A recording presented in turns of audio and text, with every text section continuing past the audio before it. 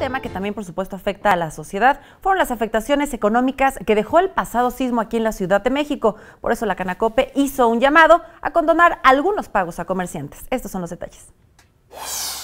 La Cámara de Comercio, Servicios y Turismo en Pequeño de la Ciudad de México propondrá a la Asamblea Legislativa eximir el pago del derecho del Programa Interno de Protección Civil a comercios de la capital y que para los siguientes años se establezca un tabulador de acuerdo a las características del negocio para hacerlo accesible y equitativo.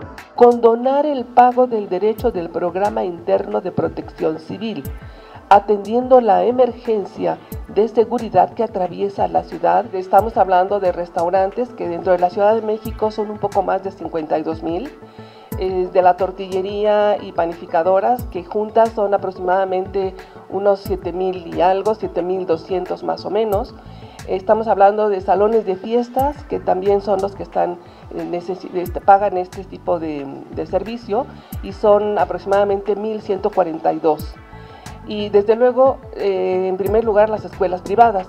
Respecto a los comercios que sufrieron daños por el sismo del pasado 19 de septiembre, la Canacope Ciudad de México aseguró que se recuperan paulatinamente. En cuanto a los que están en las zonas aledañas, que son las que circunscriben estas zonas de daño, pues aproximadamente un 70% están trabajando ya. Este 30% que resta son los que están reubicándose en alguna otra zona.